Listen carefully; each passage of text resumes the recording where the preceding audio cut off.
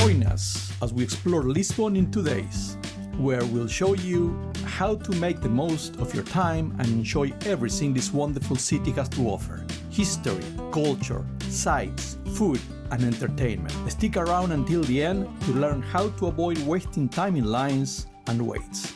This is your complete guide to making the most of Lisbon. This is Trailblazing Adventures, where we offer you itineraries, recommendations, and tips for unforgettable journeys. Our trip began with a transatlantic flight to Lisbon. Upon arriving at the airport, we headed to the visitlisboa.com counter to get the Lisbon card, which helped us save time and potentially some money during our stay. For our itinerary, the ideal choice was the 24-hour card for €27. The card activates with its first use, not at the time of purchase. There are 2 options to get to the city center: the metro or by car service, like a taxi or Uber. Lisbon's metro is modern, clean, and many stations are true works of art. The Red Line connects the airport with the main stations that lead to the historic center. We arrived on a Sunday morning with no traffic and preferred to take an Uber, which is affordable in Lisbon. The waiting area for Uber is a small parking lot named Kiss and Fly. At the Rocio Plaza Hotel, we were greeted with pastéis de nata and a smile, which made us feel welcome right from the start. The hotel's location is perfect, right in the heart of Lisbon, making it easy to access many tourist attractions. You can check our review in YouTube or in our blog, trailblazingadventures.com. We freshened up, left our bags, and set out to explore.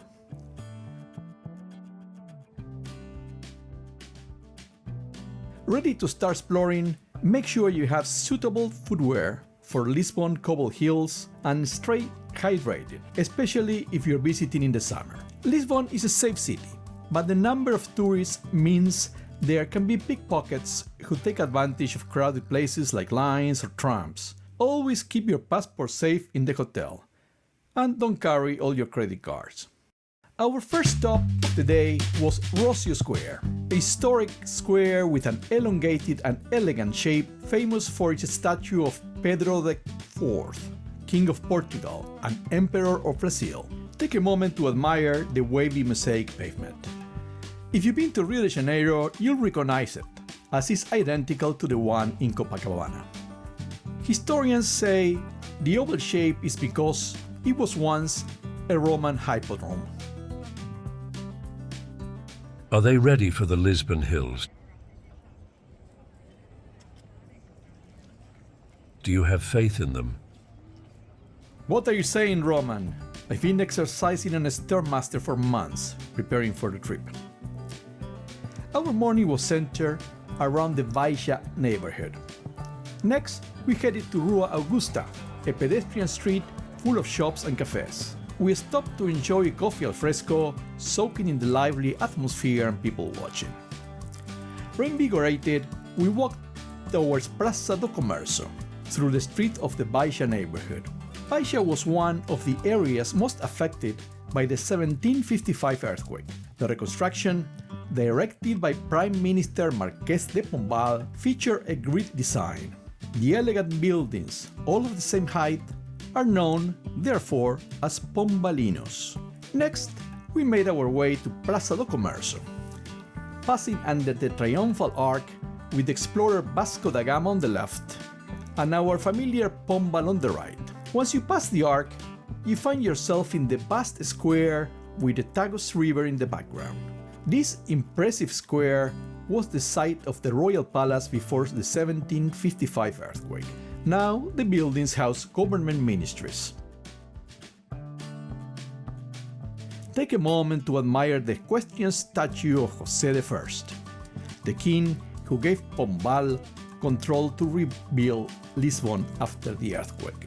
We walk along the esplanade that starts towards the 2 pillars, the famous Caistas Colunas, the elegant official entryway to the city, which has received dignitaries like Queen Elizabeth II. In our case, we were greeted by an excellent street singer, performing La Vie en Rose. We continue walking to the right of the columns along the esplanade by the Tagus, enjoying a refreshing breeze and watching other tourists and locals on a beautiful Sunday afternoon. We continue towards the colorful Pink Street, a pedestrian block part of Lisbon Urban Renewal Project. In 2015, the New York Times named it one of the 12 most popular pedestrian streets in Europe. It's super photogenic and well worth walking through. A few blocks further, we arrive at the beautiful square where the São Paulo church is located. It was time to head to an iconic site in Portugal, the Jerónimos monastery. We took the 201 bus to the monastery.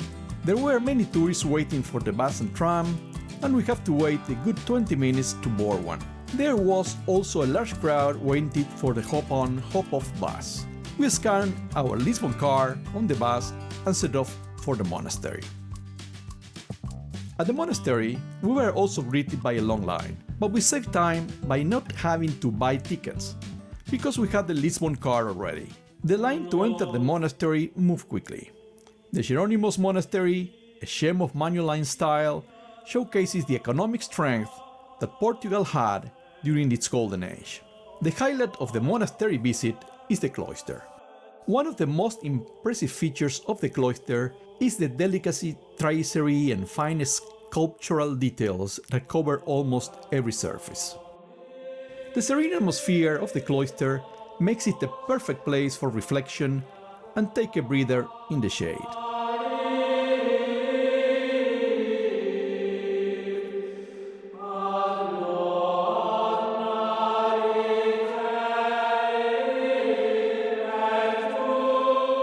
We leave the monastery and time for another queue, this time to enter the Santa Maria of Belém church right next to it.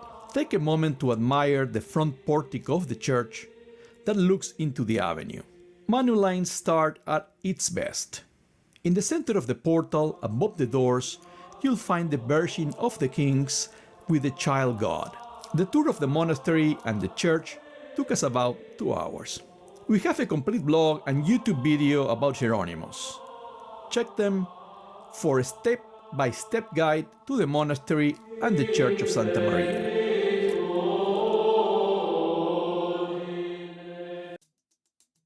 After finishing our tour of the monastery, we walked towards the Torre de Belém, another gem of the Manueline architecture, built in the 16th century as part of the defense system for the Tagus estuary.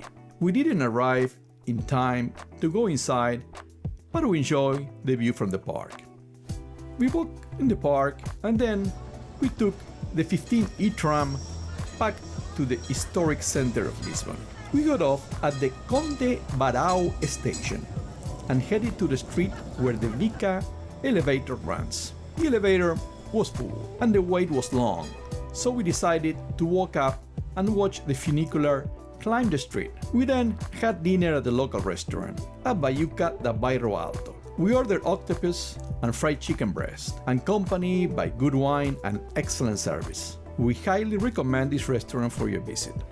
After this full day, we returned to our hotel, and the bags we checked early were waiting for us in a clean and welcoming room. No better way to finish conquering the jet lag than with some exercise. For those runners out there, if you're staying in Baixa, you can enjoy a brief 5K morning run on relatively flat terrain and great views of the Tagus. I always think running in cities is a wonderful way to get to know them. The morning run worked up the appetite and a full breakfast was necessary. The Folks Chiado with its delicious latte and gourmet scrambled eggs did not disappoint. Ready to head to St. George Castle. A good way to reach the castle is to take the tram 12 in the morning. Most tourists wait for the popular tram 28 and usually there is a space on the tram 12 to ride up to Alfama and then walk a bit to the castle. If you bought the Lisboa card the day before, you likely still have it active and can use it to pay for the ride. The driver will probably tell you it doesn't reach the castle, but the walk from the close-by stop is pleasant, although a bit steep.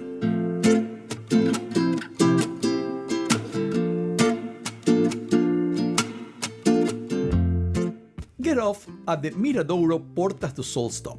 The viewpoint offers spectacular views of the Lisbon's terraces with the Tagus River in the background. From there, follow the signs and begin to climb to the castle.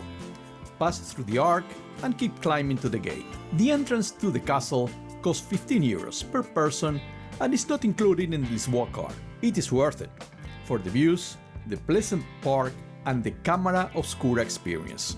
The castle was founded by the Moors on 11th century. During the siege of Lisbon in 1147, the Crusaders helped capture the city, although some confusion around the Crusaders' help still exists, mainly because of Raimundo Silva. But that is a story for another day. After the reconquest, the Portuguese kings lived here in the castle for several centuries. The 1755 earthquake caused significant damage, and then the castle was restored. Don't miss the beautiful park with peacocks roaming freely. Walk along the ramparts for views of Alfama and the castle's park.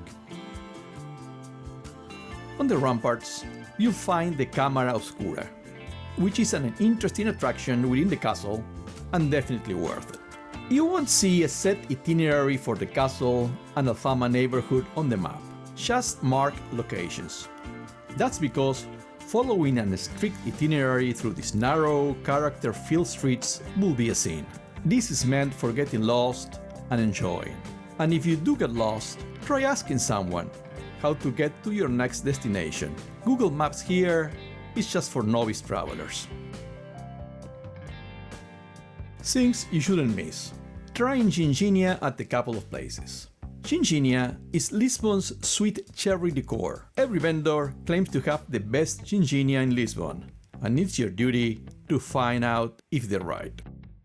Walk along Rua de San Miguel in Alfama and take a picture with the narrow street and the white church in the background for an iconic moment. Visit the square Lago de São Miguel with its beautiful church. Climb the Escadinhas de Santo Estevão and reach the Miradouro de Santo Estevão. The old square of Alfama is an option for a stop for some tapas, beer, and a rest at one of their rather touristy restaurants. From here, we head to the Rua da Judaria, which was the Jewish quarter before the expulsion by the Inquisition.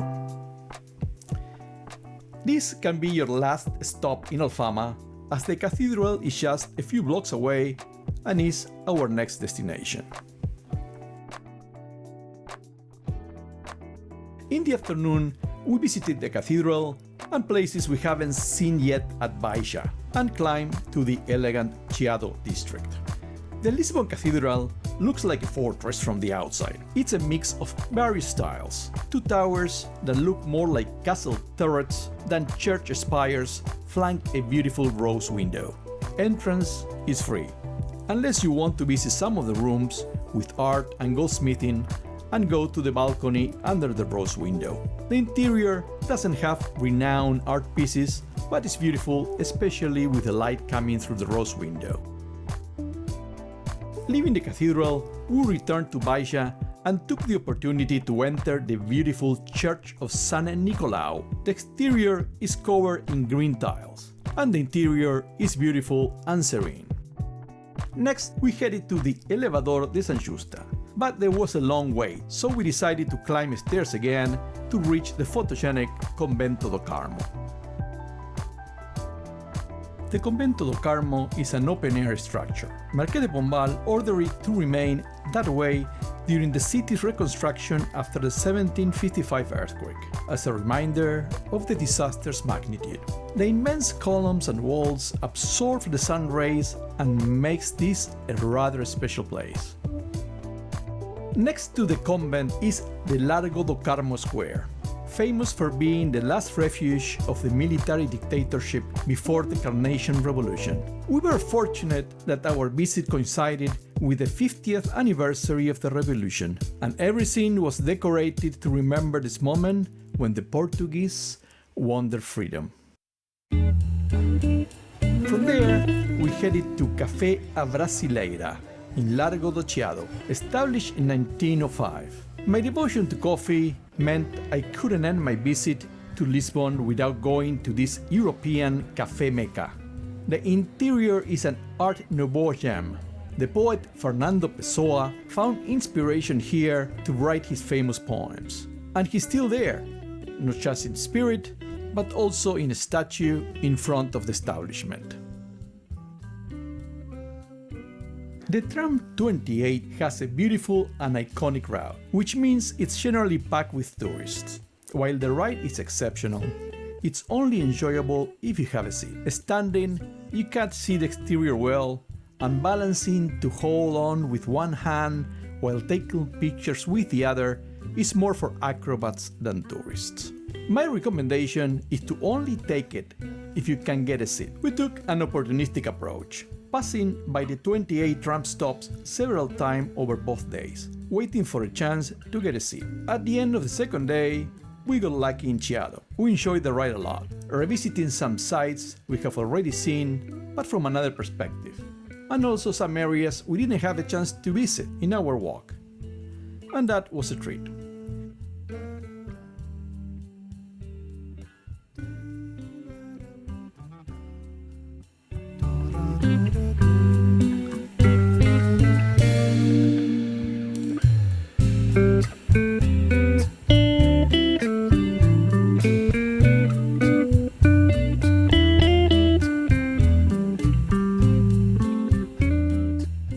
The tramway dropped us in Martin Moniz Square, not too far from our hotel in Rocio, where we headed to get prepared to enjoy the Lisbon night. Fado is the music of Lisbon, with guitars and melancholic female voices creating a unique artistic expression that can only be enjoyed in Portugal. There are various options, some more touristy than others, to enjoy it. We had good recommendations for an elegant restaurant with excellent fado, but we felt it might be good but wanted a more authentic experience. We found it at Tasca do Chico, a tavern dating back to 1993. There's usually a line to get in, and it was in our case, but since there are several intermissions between shows, it moves rather fast, and it's worth the wait. Upon entering, you likely have to share a table, which adds to the experience of interacting with locals and tourists from around the world. The audience our night was equally divided between tourists and locals, and the place exuded character and history. The artists were top-notch, making for a great experience. Vinho Verde, camaraderie, and fado music. What else you need for an unforgettable Lisbon night? And now, for our promised recommendations to make the most of your time in Lisbon. The Lisbon card was a convenience. Maybe we just broke even when it came to its cost. But the convenience of boarding public transportation and not having to wait in line to buy a ticket at Jerónimos saved us quite a lot of time. The line to buy tickets for the castle, that is not included in the Lisbon card, was also at least half an hour. Buying them online in the morning at the hotel or before the trip saves you that half an hour wait. It's also important to think about whether it's worth waiting in line for some of the most popular attractions. For us, the Elevador de San Justa and the Vica elevator weren't worth the half an hour or more wait. I'd rather use that time to do more exploring, walking, or having a coffee at a Brasileira. We hope you enjoyed this video and found it informative. In the description below, you'll find the names and Google Map addresses of the recommended restaurants, bars, and taverns. We will be posting more videos about our trip to Portugal, so subscribe and stay tuned. That's all for now. Happy travels!